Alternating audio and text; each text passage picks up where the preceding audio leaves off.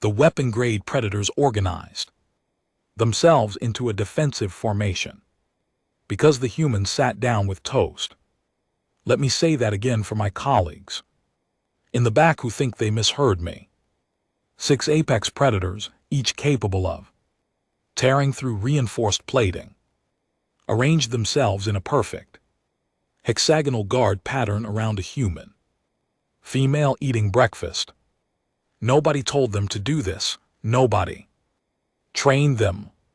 She just sat down with her meal and they moved into position like they'd been practicing for cycles. I'm Vexthal, station biologist on research platform K3, and I've spent the last 8 years studying predator species from 40 different worlds. I have 3 advanced degrees. I've published 62 papers on behavioral patterns in carnivorous fauna, and I'm telling you, every single thing I knew about predator psychology became completely useless the moment Margit walked onto my station. But I'm getting ahead of myself. Let me back up. The cubs arrived 6 months before she did. Kendrick Platform specializes in xenobiology research, and these particular specimens came from a world we'd only just started cataloging. The survey team found them in the ruins of what we thought was an extinct civilization. Massive stone structures, advanced metallurgy, then nothing. Population just vanished about 2,000 years ago. The cubs were living in the ruins, feral, vicious, and according to every scan we ran, definitely the descendants of the extinct species. Domesticated animals. Except somewhere in those 2 millennia, they'd gone completely wild. Each cub was roughly the size of a loaded cargo container. Quadrupedal, covered in dense fur that ranged from silver to charcoal gray. Retractable claws that could punch through our exterior walls if we weren't careful. Jaws that could bite through solid metal, and they hated each other with a passion I'd rarely seen in territorial species. We kept them in Habitat 7, which was designed for exactly this kind of research. Triple reinforced walls, neural dampening fields, automated feeding systems that never required a living being to enter the space. Habitat could house up to 8 large predators with minimal risk. Minimal risk meant they tried to kill each other roughly 15 times per day. Dr. Kelly's, our behavioral specialist, had been documenting their interactions since they arrived. The cubs had a social hierarchy, but it was entirely violence-based. The largest male dominated through constant aggression. The others challenged him regularly. Blood was a daily occurrence. They're magnificent, Kelly's would say, watching them tear into their food rations with those massive fangs. Pure predatory instinct with no social cooperation whatsoever. Then Margit arrived. She wasn't supposed to be here for the cubs at all. The artifacts we'd recovered from that extinct civilization needed expert analysis, and apparently Margit was the leading human archaeologist specializing in pre-warp societies. She'd excavated similar sites on 6 different worlds. I met her in the docking bay. Humans are small compared to most species, and Margit was average for her kind. Dark hair pulled back in something she called a braid, practical clothing, carrying 2 cases of equipment that probably weighed more than she did. Vexel, she asked, pronouncing my name almost correctly on the first try. Thanks for having me. I'm excited to see what you found. The artifacts are in Laboratory 3, I told her. We've kept them in controlled atmosphere since recovery. Your quarters are on Deck 5. And are those the cubs? She'd stopped walking, staring through the observation window that looked down into Habitat 7. 3 of the cubs were locked in combat. At that moment, the others were eating, which meant they were temporarily ignoring each other. Blood spattered the habitat floor. Yes, I said, fascinating specimens, but extremely dangerous. The habitat is off. Limits to all personnel, automated. Systems only. They're beautiful, Margaret said softly. I should have recognized the tone right then, that particular human inflection. That means they're about to do something that violates every safety protocol ever written. Clear's throat. But I didn't. I just showed her to the laboratory. She spent the first 3 days completely absorbed in the artifacts, pottery, fragments, metal tools, pieces of carved stone. She'd sit there with instruments I didn't recognize, taking measurements, making notes, occasionally muttering to herself about glaze composition or firing temperatures. Kelly's and I would check on her progress, and she'd explain her findings in terms that made it clear she actually understood the extinct civilization better than we did, which made sense. That was her job. On the 4th day, she asked to see the cubs during active hours. The artifacts show evidence of animal domestication, she explained, pulling up images on her data pad. See these bowl shapes, feeding vessels, and these worn areas on the stone floors, consistent with large quadrupeds moving through domestic spaces. I need to compare the cub's skeletal structure to some of the partial remains in the ruins. Documentation. It was a reasonable scientific request. We brought her to Observation Bay 2, which had a clear view into Habitat 7 through reinforced transparent aluminum. The cubs were doing what they always did: fighting, eating, sleeping, then fighting again. The largest male, the one Kelly's had designated Alpha, was currently trying to assert dominance over a slightly smaller female. She was having none of it. They crashed into the habitat wall hard enough to make our observation bay vibrate. How often do they do this? Margaret asked, watching calmly. Constantly, Kel said. We've documented over 300 aggressive interactions in the last 20 days alone. Margaret made a note on her data pad. And feeding schedule, automated delivery at 6-hour intervals. I said their food aggressive, so we can't risk manual feeding. Do they ever cooperate, hunt together, share resources, anything like that? Never, Kelly said firmly.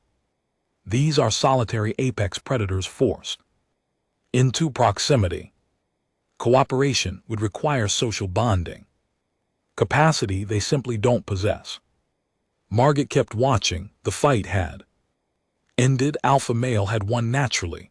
The female retreated to a far corner, bloodied but not seriously injured. Interesting, Margaret said. That was day 4. Day 5, something changed. I was in my office reviewing behavioral data when Jix Anna, one of our junior researchers, burst through the door. Without announcement, the cubs stopped fighting, she said. I looked up from my terminal. Define. Stopped completely, all 6 of them. They've been motionless for the last 20 minutes. That was abnormal. I followed Jixana to the observation bay. She was right. All 6 cubs were standing in different areas of the habitat, perfectly still, not sleeping, not eating, just standing like they were waiting for something. When did this start? I asked. Right after the human entered the external corridor. Jixena said she's on her way to Laboratory 3. Her route passes by Habitat 7's outer wall. I Checked the corridor cameras, sure enough there was Margit walking, normally carrying her equipment case. The corridor ran along the exterior of Habitat 7, but the walls were solid metal. There was no way the cubs could see her, yet all 6 of them were oriented toward the wall she was walking past. They can't possibly know she's there, I said. Tell them that, Jixina replied. Margit passed the habitat section. The cubs' heads tracked her movement in perfect synchronization, following her path through solid metal, like they had X-ray vision. Then she was past, continuing to the laboratory. The cubs remained still for another 30 seconds, then slowly they went back to their normal behavior, which meant the 2 largest males immediately tried to kill each other. Sensor malfunction, I suggested weakly. All sensors operating normally, Jixina confirmed. I already checked. I filed it as an anomaly, probably coincidence. Predators have sharp senses, maybe they'd heard her footsteps or detected some vibration pattern. Nothing that violated known behavioral science. Day 6 proved me wrong. Margit requested access to the observation bay again. She wanted to sketch the cubs' physical structure for her records. I approved it. Why wouldn't I? The observation bay was completely safe. She arrived at her scheduled time, set up her portable workstation, and began sketching. The cubs were in typical form. Alpha male was eating, 2 others were fighting, the rest were sprawled in aggressive postures, watching for opportunities to challenge each other. Then Margit sat down. I was monitoring from my office, so I saw it happen in real time. The moment she settled into the observation bay chair, all 6 cubs stopped what they were doing. The 2 who'd been fighting broke apart instantly. Alpha male lifted his head from his food. Every single cub turned to face the observation window. Then they moved, not in a rush, not aggressively. They simply walked to different positions on their side of the transparent aluminum, spacing themselves with geometric precision. Within 15 seconds, they'd formed a perfect hexagonal pattern, each cub equidistant from the others, all facing the observation window, all facing Margit. She didn't seem to notice. She was focused on her sketching, occasionally glancing up to check proportions. The cubs sat down, 6 apex predators who'd spent every waking moment trying to establish dominance through violence, sat down in synchronized formation and watched a human draw. I activated the comm to the observation bay. Margit, don't move. She looked up, confused. What's wrong? The cubs look at them. She turned in her chair, studied the formation, then turned back to her sketching. Yeah, they're watching. They're probably curious about the movement. They've never done this before, I said. They've never formed a cooperative pattern ever. She continued sketching. They seem calm. Calm. 6 murder machines were sitting in geometric formation, and she described them as calm. Kelly's arrived in my office 3 minutes later, breathing hard from running. You're seeing this. I'm seeing it. I don't understand it. It's not possible. Kelly said they don't have the neurological capacity for coordinated behavior. We've scanned their brain structures. They're pure predatory instinct. We watched for another 20 minutes. Margit kept sketching. The cubs kept sitting, didn't move, didn't fight, just maintain their positions like trained security personnel. Then Margit stood up, gathered her materials, and left the observation bay. The moment she was gone, the cubs broke. Formation. Alpha male immediately attacked the nearest competitor. Another fight started in the far corner. Within 60 seconds, they were back to their normal violent chaos. Kellys and I stared at each other. Review all the footage, I said, every second since she arrived on this station.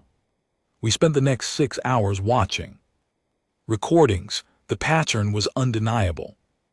Every time Margit moved through the station, if the cubs could possibly detect her presence through any means, they reacted. They stopped fighting. They oriented toward her. They waited. It's like they're aware of her, Kell said. Quietly, that's not possible, I insisted. They've never had physical contact. She's never been in the habitat. There's no mechanism for this kind of behavioral imprinting. Day 8, Margit requested permission to eat breakfast in the observation bay. I do my best thinking in the mornings, she explained, and the view is nice. View was 6 predators trying to murder each other, but I approved the request. The observation bay was safe. What could possibly go wrong? She arrived at her usual breakfast time, carrying a tray from the station cafeteria. Toast from what I could see on the monitors, some kind of spread, a cup of something steaming. She sat down at the observation bay table, which faced the transparent aluminum wall. The cubs were already active. 3 separate fights in progress. Margit took a bite of toast. Every cub froze. Then they moved toward the window, same formation as before. Perfect hexagon. But this time they didn't just sit.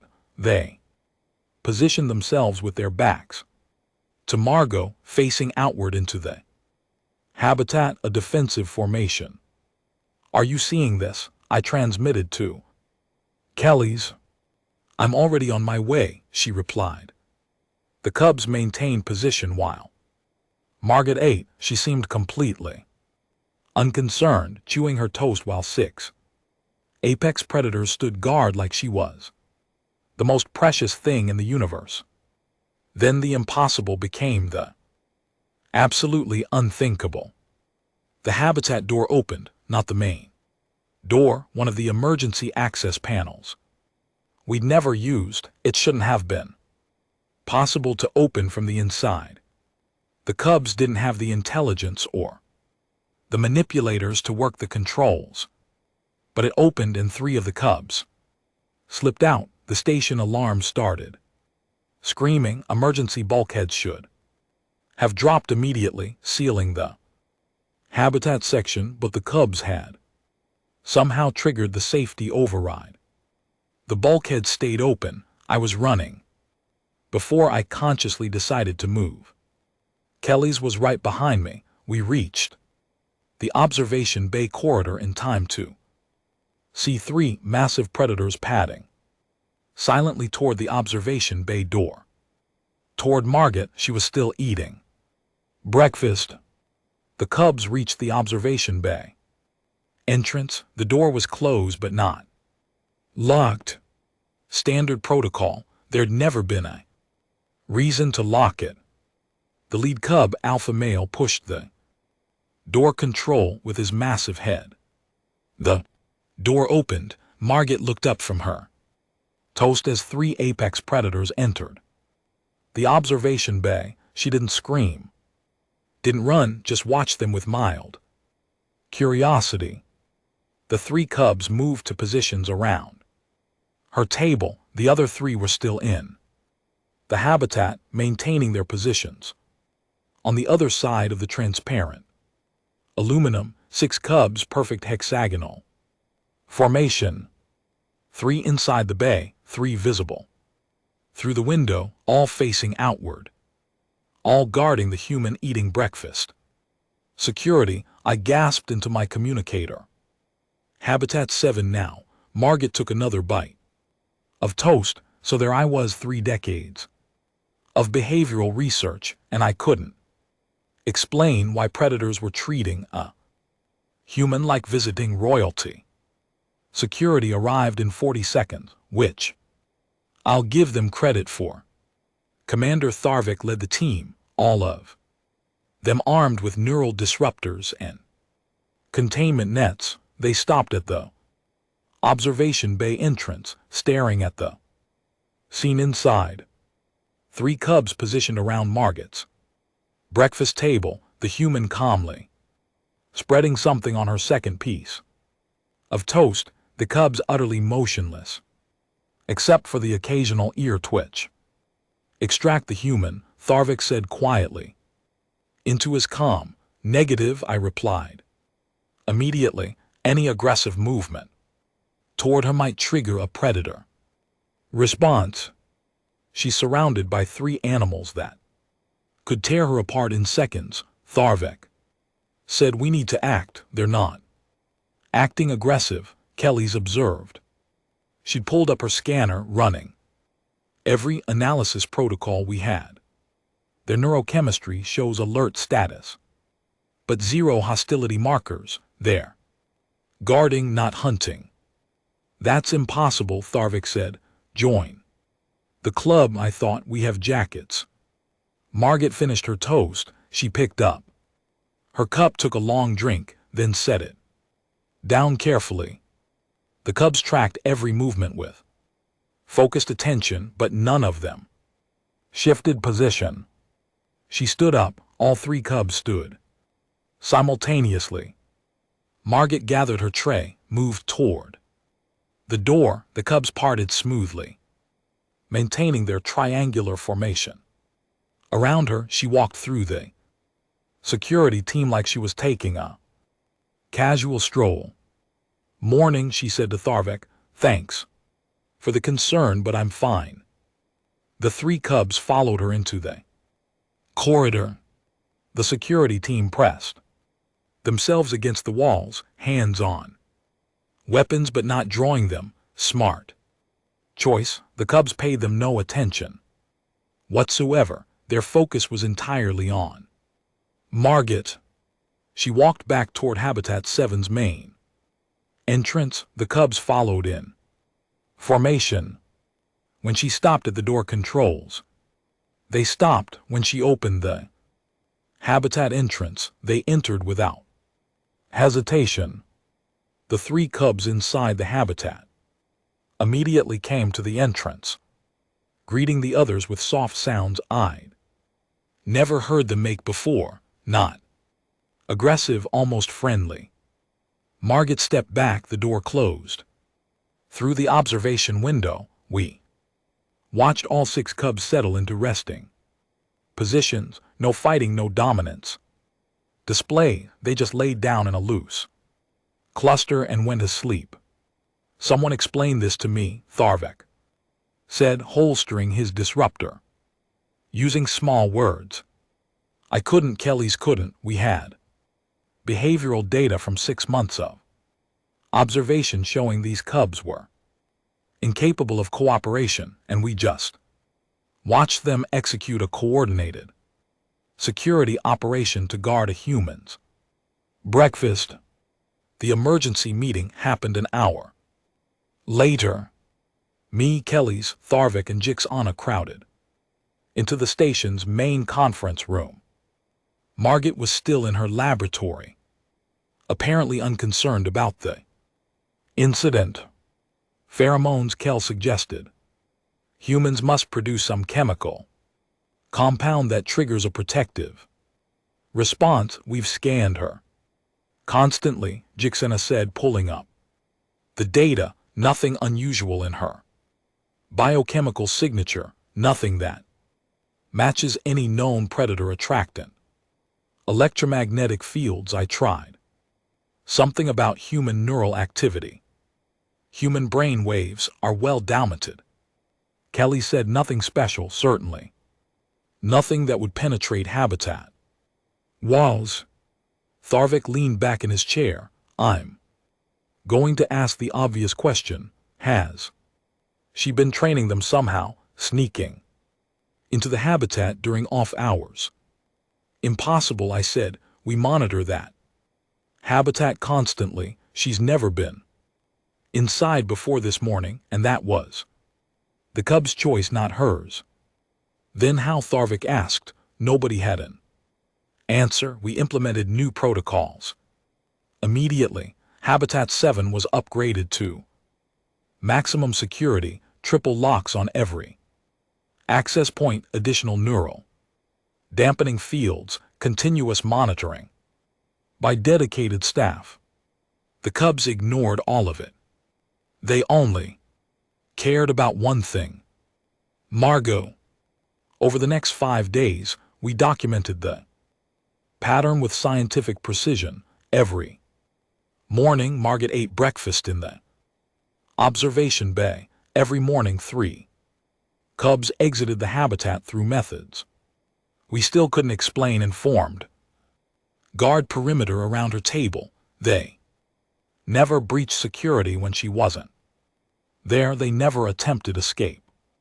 During other hours, they only left the habitat during her breakfast time, and they always returned voluntarily when she finished eating. It's like they have her schedule memorized, Jigsaw said, reviewing the timestamps. She arrives at exactly the same time each day within a 2-minute window, and they're already in position before the door opens. Predators can learn routines, Kelly's said, but her voice carried doubt. Food-based conditioning creates temporal awareness. She's never fed them, I pointed out. She doesn't interact with them at all. She just eats her breakfast while they stand guard. Tharvik contacted the station director. The director contacted specialists. Within 3 days, we had 4 interspecies behavioral experts crowding onto our platform. Dr. Shenry came from the Galactic Institute of Xenobiology. Professor Court studied predator cognition for the Central Universities. Research lead Vexel had written the primary texts on animal domestication, and Dr. Themos specialized in impossible animal behaviors, which apparently was a real field. I gave them the full briefing, showed them all the footage, provided every scan and analysis we'd completed. Dr. Shenry watched the breakfast footage 3 times.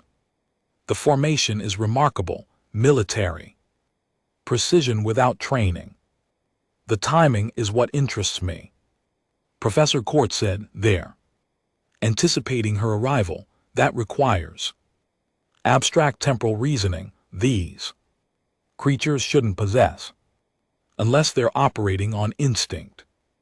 Vexel suggested some hardwired protective behavior triggered by specific stimuli. What stimuli? I asked. We can't find anything unusual about her. Dr. Thelmos had been quiet, studying the data on his personal terminal. I want to observe directly, he finally said. Tomorrow morning. So we assembled in the observation bay. The next morning, 5 experts, me, Kelly's and Tharvik, all crowded into the monitoring station adjacent to where Margot would eat. She arrived on schedule, toast and some hot beverage. She settled into her usual chair. The cubs were already moving. The experts watched in silence as 3 cubs exited the habitat, padded to the observation bay, and took their positions around Margot's breakfast. The other 3 maintained formation. Inside the habitat, perfect hexagon. Perfect timing. Margot ate her toast. Run every scan we have, Dr. Shenry ordered. Neurological, chemical, electromagnetic, quantum. Everything. Jigsaw activated the full sensor suite. Data flooded our screens. Nothing. Absolutely nothing unusual. There has to be something, Professor Court muttered. Behavior doesn't emerge from nothing. The cubs maintained their positions. One of them yawned, showing teeth that could bite through metal, then settled back into guard stance. Margit finished eating, stood up, and led the cubs back to their habitat. Same routine as always. The experts spent the entire day analyzing the data. I watched them become progressively more frustrated as every theory failed. It's not pheromones, Dr. Shenry admitted, not electromagnetic. Professor Court said, not any form of conditioning I've ever documented. Vexmal added, Dr. Thelmos just stared at the cubs through the observation window. They're not protecting her from external threats, he said slowly. Look at their positioning. They're always facing away from her, monitoring the environment. This is bodyguard behavior. Bodyguards require training, Tharvk pointed out. Or pack hierarchy, Thelma said. Alpha protection. They treat her like the most important member of their social group. They don't have a social group, Kelly said. They're solitary predators.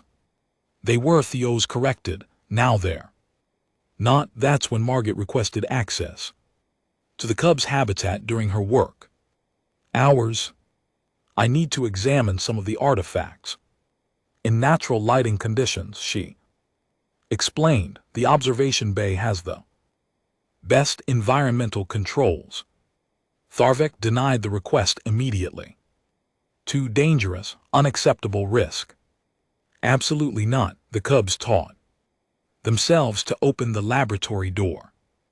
Let me tell you about the moment I realized these cubs were smarter than our security systems. Margit was in Laboratory 3 cataloging pottery fragments, standard archaeological work. She'd been there for 2 hours, completely absorbed, measuring glaze thickness or whatever it is archaeologists do with broken dishes. The laboratory door opened, not the emergency override, not some malfunction. The actual door control panel operated in the correct sequence. 6 cubs walked in. Jixana saw it happen on the monitors and immediately hit the station-wide alert. By the time I reached the laboratory corridor, all 4 visiting experts were already there, along with Tharvek and half the security team. Through the laboratory window, we watched the cubs arrange themselves around Margit's workstation. Same hexagonal formation, 3 positioned between her and the door, 3 covering the other approaches. Margit was examining a pottery shard under magnification. She glanced up briefly when they entered, said something we couldn't hear through the soundproofing, then went back to her work. How did they operate the door controls? Tharvek demanded. I pulled up the corridor footage. The largest cub had approached the panel, studied it for approximately 15 seconds, then pressed the controls in the correct sequence with his nose, 3 buttons in the right order. That's problem solving, Professor Court whispered. Abstract reasoning tool use. They don't have tools, Dr. Shenrich said. They're using environmental resources to achieve goals. That's intelligence. We scanned their brain structures, Kelly's protested. Their predators, pure instinct. Then explain that, Vexmal said, pointing at the monitor showing the cubs maintaining perfect perimeter security while Margit worked. We couldn't. Dr. Thelmos activated his scanner, running neurological analysis on the cubs through the laboratory walls. His expression shifted from confusion to shock. Their neural activity is synchronized, he said quietly. All 6 of them. They're operating as a distributed intelligence network. That's impossible. I said they don't have the biological structures for hive mind behavior. I'm not saying hive mind, I'm saying coordination. Look at the patterns. He showed us his screen, 6 distinct neural signatures, but with matching rhythmic pulses. They're aware of each other's positions and status without visual confirmation. Margaret stood up, walked to a different section of the laboratory. The cubs shifted positions smoothly, maintaining their formation around her. New location. No hesitation, no confusion. Pack behavior, Vexmo said suddenly. This is advanced pack behavior, cooperative hunting strategies adapted for protection instead of predation. They're not a pack species, Kellys insisted. They are now, Vexel replied. Tharvik made the decision I'd been dreading. I'm contacting the station director. We need authorization to sedate the cubs and secure them permanently. Wait, Dr. Thelmo said, we're witnessing something unprecedented. These creatures have fundamentally restructured their social behavior in response to a single individual. If we sedate them now, we lose the chance to understand how understanding can happen after we ensure the human safety, Tharvik said. She's perfectly safe, Professor Court pointed out. They're protecting her, not threatening her. The argument continued for 20 minutes. Meanwhile, Margaret finished her work session, gathered her materials, and walked toward the laboratory door. The cubs followed her out down the corridor and back to Habitat 7. They entered voluntarily, settled into resting positions when asleep. Like this was completely normal. The experts spent another full day analyzing every piece of data. I watched them systematically eliminate every possible explanation. Not telepathy, not pheromones, not electromagnetic fields, not quantum entanglement, not parasitic infection, not shared fungal networks, not dimensional bleeding, not temporal anomalies. Every test came back negative. There has to be a mechanism, Dr. Shenrich said, frustrated. Behavior requires causation. That's when Margaret stopped by the monitoring station with a cup of coffee. You all look stressed, she said pleasantly. Everything okay? We're trying to understand how you've affected the cubs, Vexmil explained. Their behavioral transformation is scientifically impossible. Oh, that Margaret took a sip of coffee. They're pack bonding, silence. Pack bonding, Professor Court repeated slowly. Yeah, like dogs back on Earth.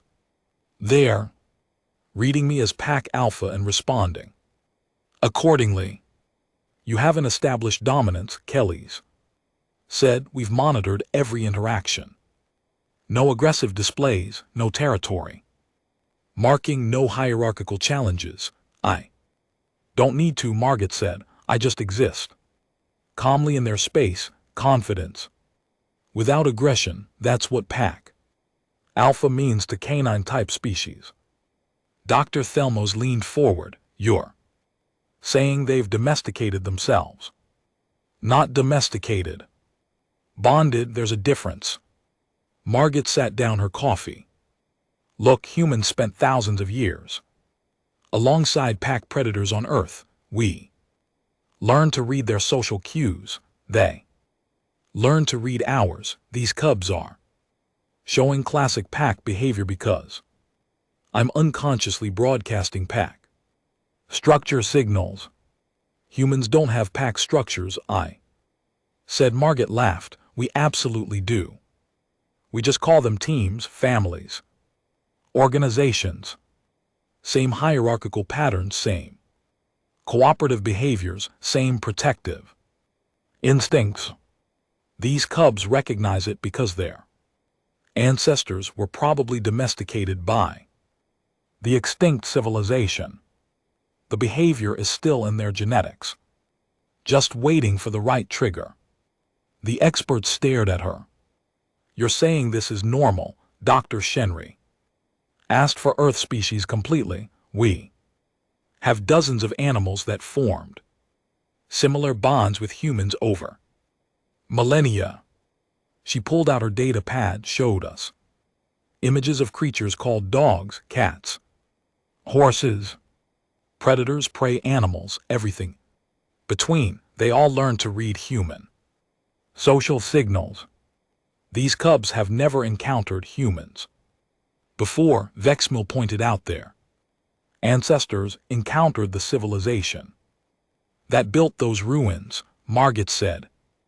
The artifacts show clear evidence of animal domestication. Food bowls, sleeping areas, grooming tools. These cubs' great-great ancestors probably lived alongside that species for generations. The behavioral templates are inherited. Professor Court was pulling up genetic data on his terminal. If that's true, we should see evidence in their DNA, domestication markers, social bonding genes. Check the sequences related to oxytocin and dopamine production, Margit suggested. Those usually show domestication. Adaptation. He checked, his expression changed. There are markers, modified regulatory regions consistent with selection for social tolerance. Impossible. Kelly's whispered. We scanned their genetics completely. We would have noticed domestication markers. You weren't looking for them, Margit said gently. You thought they were pure wild predators, but they're not. They're the feral descendants of someone's pets.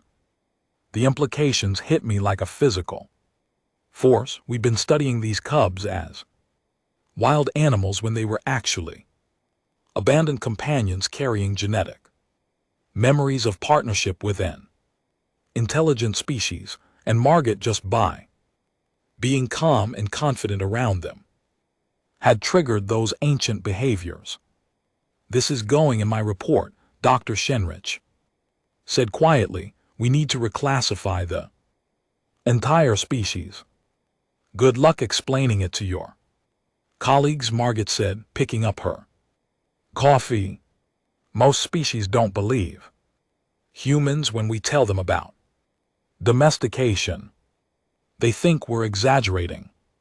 She left the monitoring station. Through the observation window, I watched the cubs track her movement through the corridors. Even asleep, they knew where she was. The next day brought our crisis moment. Research platform Kethri housed multiple predator species in separate habitats. Habitat 9 contained specimens from a completely different world, armored quadrupeds, aggressive, territorial. We'd kept them isolated from all other predators. Someone had left a maintenance access panel unsecured between Habitat 9 and the corridor near Laboratory 3. The armored predators got out. 3 of them, each massing twice what our cubs weighed. They moved down the corridor toward the laboratory section, following heat signatures and movement. Hunting behavior. Margit was in Laboratory 3. The cubs knew before our alarms did. All 6 of them hit the habitat door simultaneously, not trying to work the controls, just hitting it with combined force until the reinforced panel buckled. They poured into the corridor as the armored predators approached the laboratory entrance. What happened next lasted 8 seconds. The cubs moved as a single unit. Perfect coordination. 3 engaged the armored predators directly, using speed and agility against superior mass. The other 3 positioned themselves between the threat and the laboratory door, the armored predators were built for power, but they cubs fought with precision I'd never seen. No wasted movement, no individual glory, pure tactical efficiency. By the time security arrived, all three armored predators were down, not dead, but subdued. The cubs had targeted joints and sensory organs, disabling rather than killing. Margit opened the laboratory door, looked at the scene, looked at the cubs. "Good job," she said calmly. The cubs sat down, tails wagging. Tails wagging. Predators don't wag tails. That submissive pack behavior, happiness. Display social bonding signal. Station Director Keithvar arrived on the next transport, demanding explanations. Station Director Keithvar had 4 security specialists, 6 behavioral scientists, and an entire council of administrators on video link when he demanded I explain how an archaeologist had turned military-grade predators into her personal security team. We were in Conference Room 1, the largest space on the platform.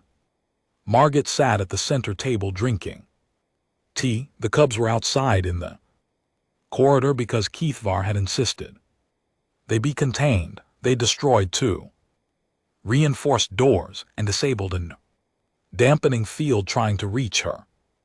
We'd given up and let them stay close. They were currently lying outside the conference room entrance, perfectly quiet, perfectly patient.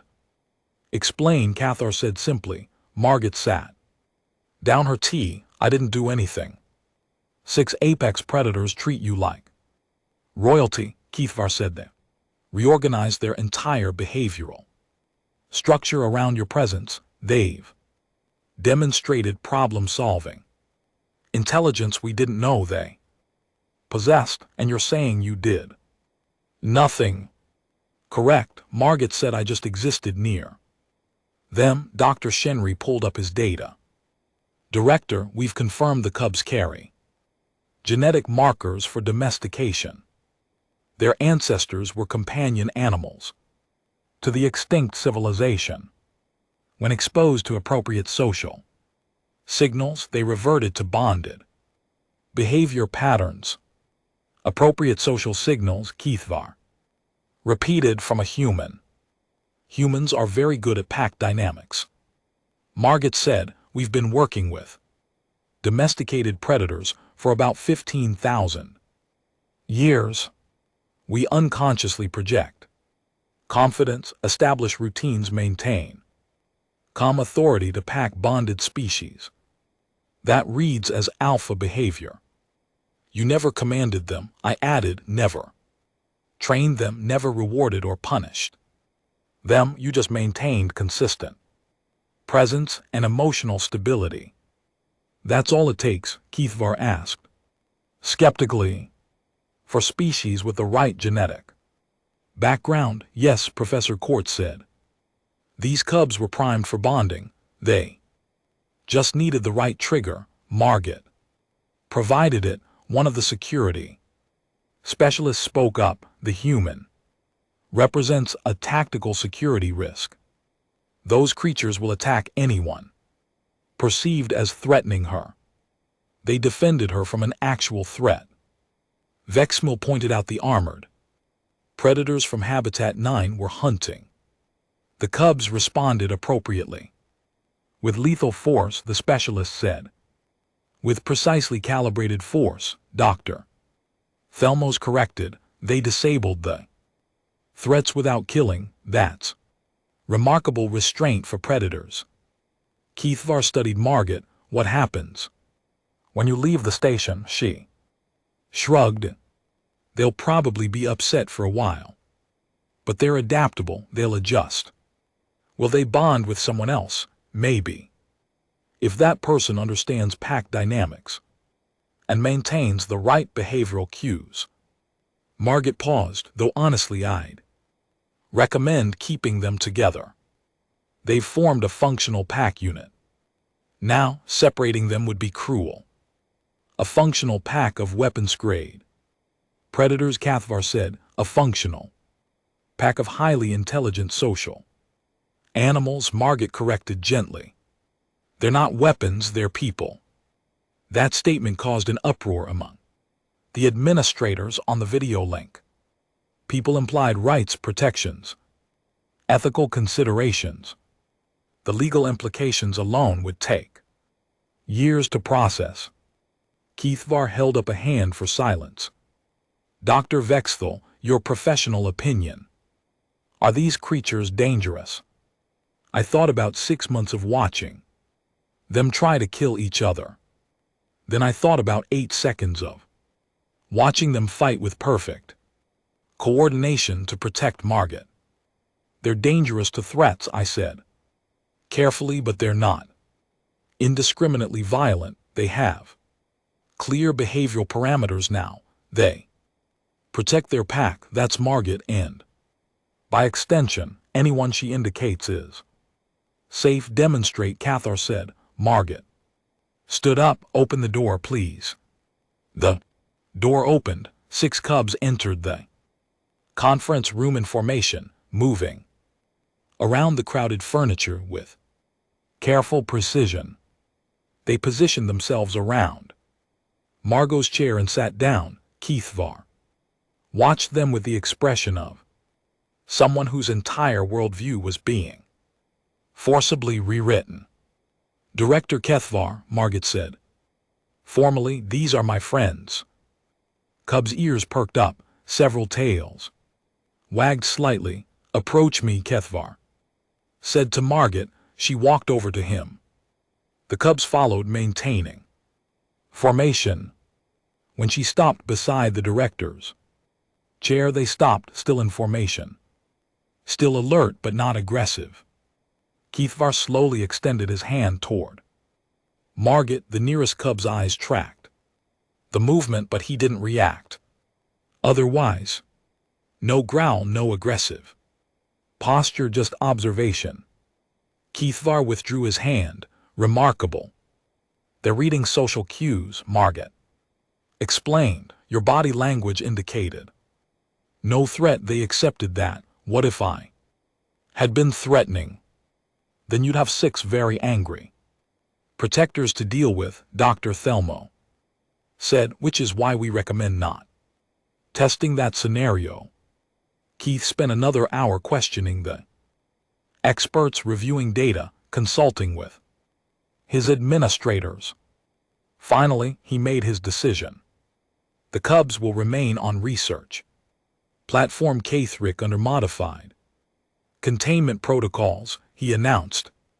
Dr. Vexthal, you'll develop new behavioral guidelines treating them as intelligent social animals rather than simple predators. Dr. Kelly's will document their cognitive capabilities for the xenobiology databases. And Margit, I asked, the human will complete her contracted work as planned. Cathvar said the cubs will be permitted controlled interaction during her remaining time here. After her departure, we'll assess long-term care protocols. Margit nodded. I'm here for another 6 weeks. That should give everyone time to adjust. Those 6 weeks transformed everything we thought we knew about predator behavior. The cubs didn't just guard Margit, they learned, they figured out how to operate 3 different types of doors. They understood schedule patterns well enough to anticipate her movements hours in advance. They developed individual personalities. That became obvious once we stopped viewing them as identical killing machines. The largest male, the one we'd called Alpha, turned out to be protective but gentle. He'd position himself between Margit and any perceived uncertainty, but his default was calm assessment rather than aggression.